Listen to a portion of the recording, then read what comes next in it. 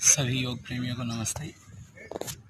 तो साथियों, जैसा कि आप मेरे पीछे भी देख रहे हैं, इस समय ये मार्च का मौसम है, लेकिन इस मार्च के सीज़न में भी आप देख पा रहे हैं कि मौसम लगातार चीज़ों को बदल रहा है। लगातार मौसम में चेंजेस होने की वजह से लोगों को कई तरह की समस्याओं का सामना करना पड़ रहा है, जिसमें कि सबसे ज़्यादा इस तरीके के मौसम में जो समस्या सामने आती है, वो सर्दी, ज़ुकाम, नज़ला और ऐसी समस्याएँ रहेंगी, खाँसी।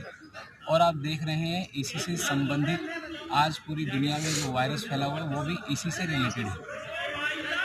तो लोग ज़्यादा डरे रहते हैं। बहुत सिंपल और साधारण सा अभ्यास, केवल 1 मिनट का अभ्यास मैं बताऊँगा, ज़्यादा मैं अभी नहीं कहूँगा।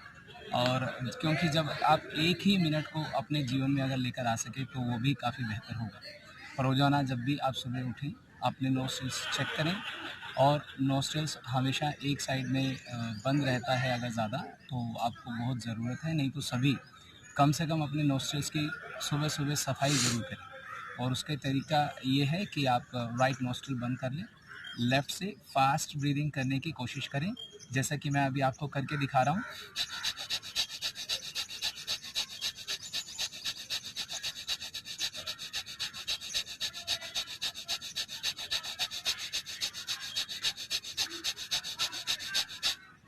ठीक इसी तरह 1 मिनट दूसरे नोस्ट्रिल से भी करें।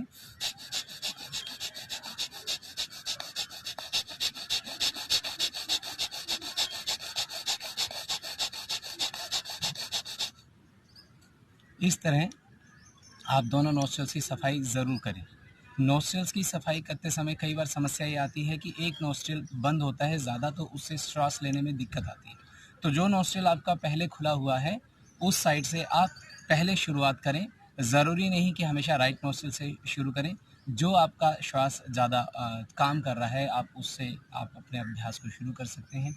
रोज़ाना इसके लिए कोई अलग से इंस्ट्रक्शंस की ज़रूरत नहीं है।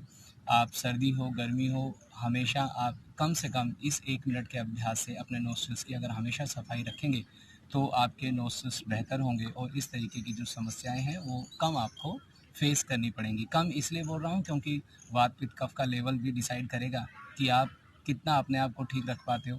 1 मिनट के चलते आप बाकी 23 घंटे क्या करते हो, वो बहुत ज़्यादा मैटर करता है। तो अगर आप सही रूटीन में हैं, अपने नोस्ट्रिल्स की सफाई रखते हैं, तो संभावना बहुत बहुत कम है कि आपको इस तरीके की समस्याओं को झेलना पड़े। नमस्कार, आज का अभ्यास यहीं तक। अगर आप चाहेंगे तो आगे फिर और आपको बताएँगे। धन्यवाद।